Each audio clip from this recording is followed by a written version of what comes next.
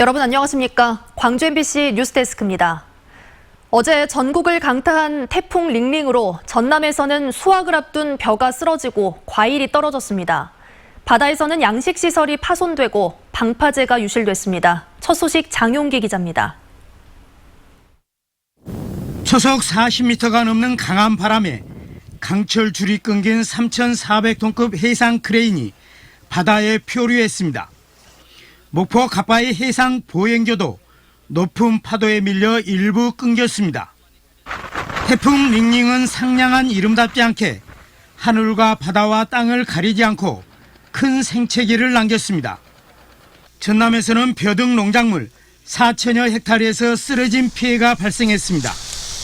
배와 서가 그리고 강과 무화 등 낙과 피해는 1,160헥타르에서 강풍에 비닐하우스 등 농업시설물 7헥타르가 파손됐습니다.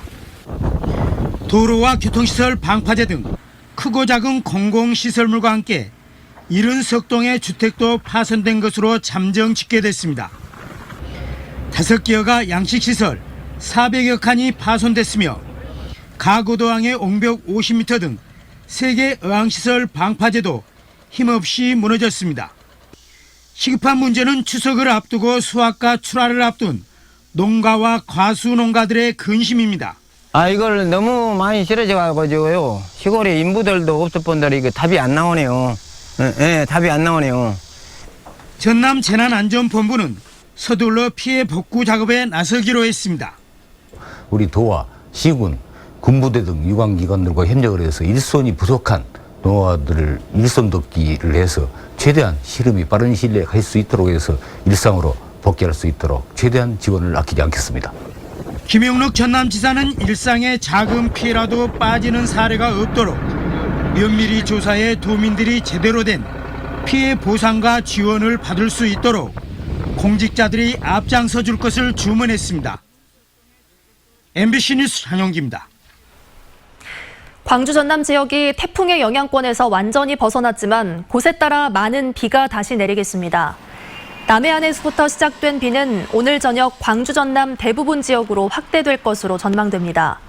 내일까지 예상 강우량은 50에서 100mm, 많은 곳은 150mm 이상 내리겠습니다. 광주지방기상청은 태풍의 영향으로 강한 비바람이 친 상황에서 다시 많은 비가 내릴 경우 피해 복구에 차질이 빚어질 수 있다고 우려했습니다. 광주의 한 중학교 도덕교사의 성비위 논란으로 지역사회가 시끄럽습니다. 중학생들에게 보여준 성평등 교육용 영화가 논란의 발단이 됐는데 이걸 두고 성비위다 아니다 의견이 첨예하게 맞서고 있습니다. 그동안 무슨 일이 있었고 쟁점은 무엇인지 우종훈 기자가 취재했습니다. 중학교 도덕교사 배이상원 씨가 조사를 받으러 경찰서로 들어서고 있습니다. 배이상원 교사는 지난해와 올해 중학교 도덕수업 성교육 시간에 학생들에게 틀어준 단편 영화가 문제가 돼 경찰에 수사 의뢰됐습니다. 프랑스 여성 감독이 제작한 11분짜리 영화 억압당하는 다수는 남성과 여성의 성 역할을 사회적 통념과 정반대로 바꾼 이른바 미러링 기법의 영화입니다. 여성이 남성처럼 웃옷을 벗고 달리거나 남성을 흉기로 위협해 성추행하는 장면 등이 담겨 있는데 사회의 성불평등을 꼬집기 위한 풍자였지만 이를 본 일부 학생이 수치심을 느꼈다며 배이상원 교사를 교육청에 신고한 겁니다.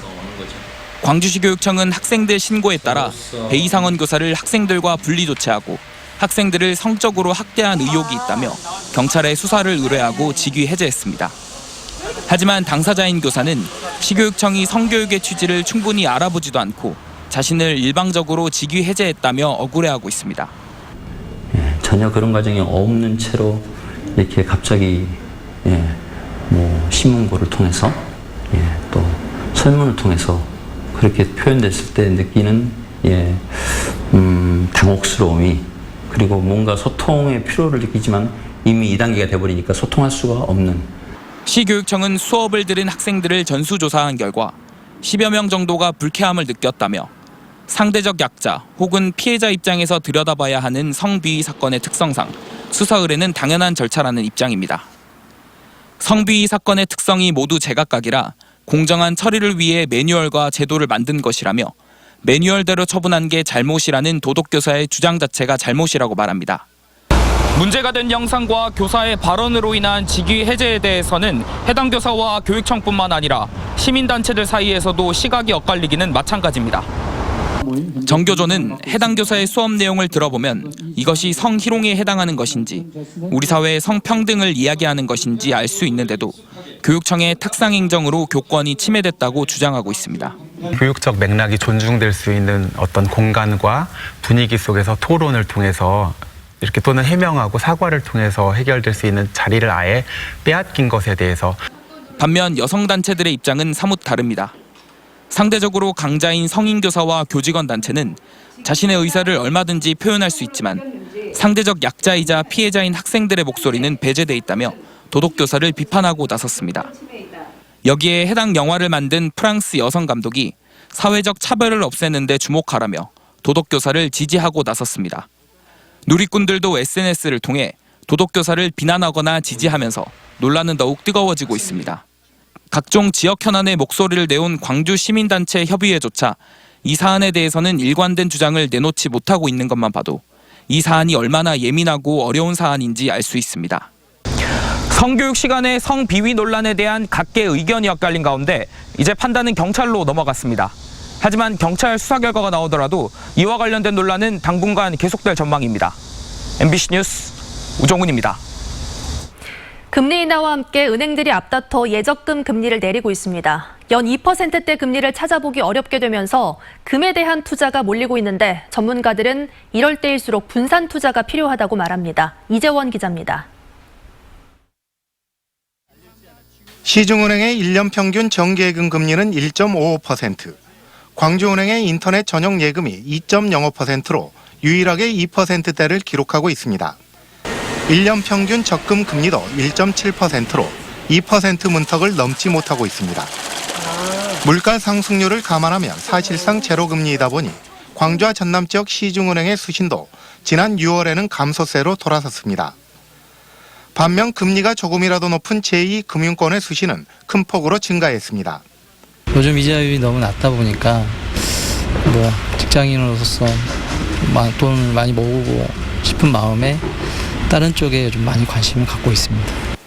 금리 인하 추세가 당분간 계속될 것으로 예측되면서 1,000조 원대에 이르는 시중의 부동자금이 금시장으로 급격히 몰리고 있습니다. 이런 여파로 골드바 1kg이 올 들어 7개월 만에 28%나 급등했습니다. 또 일부에서는 달러에 투자하거나 아예 현금으로 보유하는 경향도 나타나고 있습니다.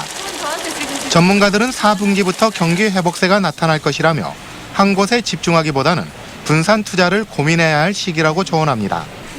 금리가 낮기 때문에 손실을 보셨을 경우 회복하는 기간이 너무 오래 걸리기 때문에 그런 현상도 있습니다. 조금 시장의 변동성이 줄어들면 너무 금리가 낮은 상황이라서 추가적인 수익을 위해서 좀 다시 분산 투자를 시작하실 거라고. 이런 가운데 한국은행이 10월 이후에 추가로 금리를 인하할 가능성이 높게 점쳐지고 있습니다. 이렇게 되면 내년에 제로금리 시대가 찾아올 것이라는 의견도 우세해 투자에 대한 고민이 깊어지는 시기가 되고 있습니다. MBC 뉴스 이재원입니다. 1급 보안시설인 영광 한빛원전에서 비행체로 추정되는 물체가 또다시 발견돼 경찰이 수사에 나섰습니다. 영광경찰서는 어제 저녁 10시 15분쯤 영광 한빛원자력 발전소 후문 부근에서 빨간 불빛을 깜빡이는 비행체 추정 물체를 5분 동안 목격했다는 원전 근무자 신고가 접수돼 수사에 나섰습니다. 한편 경찰은 지난달 29일에도 드론으로 추정되는 물체가 발견돼 수사 중입니다.